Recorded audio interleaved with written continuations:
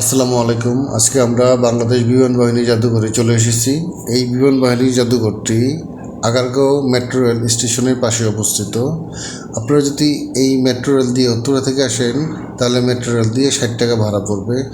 আপনারা এই জাদুঘরে এসে ঢুকতে হাতের বাম পাশে টিকিট কাউন্টার, এই টিকিট কাউন্টার থেকে আপনারা 50 টাকা করে টিকিট কাটবেন। জনপ্রতি 50 টাকা করে টিকিট কেটে আপনারা এই জাদুঘরে এন্ট্রি দিবেন।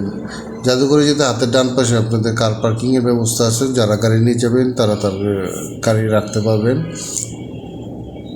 টিকিট নিয়ে আমরা সামনে আগেই যাচ্ছি। তো সামনে একটি চেকপোস্ট দেখা যাচ্ছে।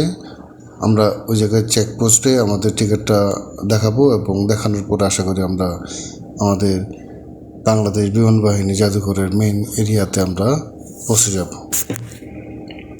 বিমান বাহিনী সাধারণত যেসব সমরাস্ত্র বা বহির্বিশ্বের হাত থেকে দেশকে রক্ষার জন্য ব্যবহার করে থাকে সেই সব যন্ত্রপাতি, যেমন ফাইটার জেট, প্লেন, যুদ্ধ বিমান, কামান, এগুলি সাধারণত বাংলাদেশ বিমান বাহিনী জাদুঘরে প্রদর্শন করে থাকে। এবং কিছু কিছু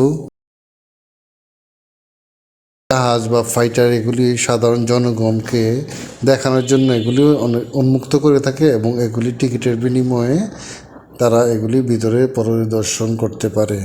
তেমনই একটি বিমান বাহিনীর এই প্লেন, এটা সাধারণত বিমান বাহিনীর লোকজন এক জায়গা থেকে আরেক জায়গায় যাওয়ার জন্য ব্যবহার করে থাকে। এটাতে ওঠার জন্য 50 টাকা টিকিট কাটতে হয়।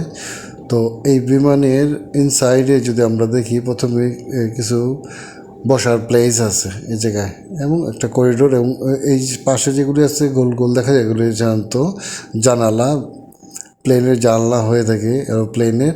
এবং এর ভিতরে দিকে গেলে এই স্পেসটা সাধারণত এই স্পেসটাতে বিমানবালারা থাকে এবং ভিতরে যে স্পেস এটা হলো ককপিট। এই জায়গা থেকে পাইলট বিমান পরিচালনা করে থাকে। তো এটা সাধারণত অনেকেই বিমানে ওঠার পর্যায়ে থাকে না, তারা অ্যাকচুয়ালি দেখতে পারে অ্যাকচুয়ালি ভিতরে কী হয়। এবং এই যে ব্যাকসাইডটা, এটা হলো যে যারা বিমানে চলাচল করে তাদের লাগেজ রাখার জন্য এটা ব্যবহার করা হয়। তো অল্প পরিসরে সাধারণ লোকজন একটা মোটামুটি আইডিয়া পেয়ে যায় যে একটা বিমানের ভিতরে কী থাকে। তো আমরা বিমানটা মোটামুটি ঘুরে দেখা হয়ে গেল, আমরা এখন নেমে যাচ্ছি। তো আমরা এখন আমাদের সামনে একটি হেলিকপ্টার দেখতে পাচ্ছি। তো এই হেলিকপ্টারটাও এই বিমান বাহিনীর সৈনিক বা অফিসাররা তাদের বিভিন্ন কার্যক্রমে ব্যবহার করে থাকে। এটা অ্যাকচুয়ালি বিমান বাহিনীর জাদুঘরটার ভিতরে অনেক সুন্দর, রাস্তাঘাট খুব পরিষ্কার। এবং এখন দেখতে রাস্তার এক পাশে দেখেন গাঁদা ফুল, অন্য পাশে দেখেন যত যুদ্ধ বিমান, প্রশিক্ষণ বিমান এই জায়গায় সাজানো আছে। এই প্রশিক্ষণ বিমানগুলিতেও উঠে দেখা যায়। এটাতে সাধারণত একজন বা দুইজন ওঠা যায়। তো এটাতে উঠতেও একটা টিকিট কাটতে হয়, টিকিট কাটে উঠে দেখতে পারবেন।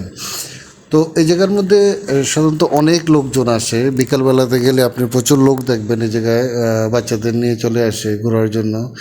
ঢাকার এই আগারগাঁও এলাকার মধ্যে অল্প পরিসরে মোটামুটি ভালো বিনোদনের জন্য এবং ঘোরার জন্য সুন্দর একটি প্লেস। তো আমরা এখন সামনের দিকে এগিয়ে যাচ্ছি। তো এই জায়গায় বিভিন্ন জায়গায় দেখা যাচ্ছে অনেক ফুল গাছ বা অনেক সুন্দরভাবে বিভিন্ন রকম জিনিস দিয়ে সৌন্দর্য করে রাখছে এবং অনেক প্রশিক্ষণ বিমান, যুদ্ধ জাহাজ, বিভিন্ন গোলা বারুদ এই জায়গায় সাজিয়ে রেখেছে। সাধারণত বিমান বাহিনীর সৈনিক বা অফিসাররা যুদ্ধকালীন যেসব সরঞ্জামি বা গোলা বারুদ ইউজ করে থাকে সেগুলি এই জায়গায় সব প্রদর্শন করে রেখে দিয়েছে। তো আমরা এই জায়গার মধ্যে একটু সামনে আমরা গেলে দেখতে পারবো যে আমাদের একটা সুন্দর একটা স্পেস আছে। এটা হলো যে এটা অ্যাকচুয়ালি এই স্পেসে ঢুকতে গেলে আপনাকে 10 টাকা টিকিট কাটতে হবে। এটা জাস্ট বাচ্চাদের খেলার জন্য এবং আপনারাও সুন্দর সময় উপভোগ করতে পারবেন। এই জায়গায় দেখেন রাস্তা কত পরিষ্কার, রোডগুলি কত ক্লিন এবং এটা ফুল গাছ দিয়ে কত সুন্দর করে রাখা আছে। এবং কিছু রাইড আছে এই জায়গায়, দোলনা আছে এবং কিছু বাচ্চাদের স্লিপার আছে।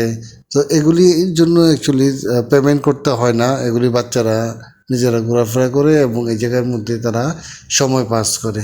তো আমরা সব কিছু ঘোরার পরে আমাদের অ্যাকচুয়ালি যখন আপনার একটু টায়ার্ড মনে হবে এবং ক্ষুধা লেগে যাবে, তো ওই জায়গায় রিফ্রেশমেন্টের একটি ভালো ব্যবস্থা আছে। এই জায়গায় একটি ফুড কোর্ট আছে, ফুড কোর্টে এসেও আপনি আপনার পছন্দ মতো এবং সাধ্য মতো আপনি খেতে পারবেন। তো এই জায়গায় আমরা আমাদের সাধ্য মতো কিছু খেয়ে আমরা এখন আমাদের বাড়ির উদ্দেশ্যে রওনা দেব। তো আপনারা যারা আমাদের ভিডিওটি দেখেছেন তা আশা করি ভালো লাগবে। ভালো লাগলে আমাদের চ্যানেলটিকে সাবস্ক্রাইব করবেন। ধন্যবাদ সবাইকে। আল্লাহ হাফেজ।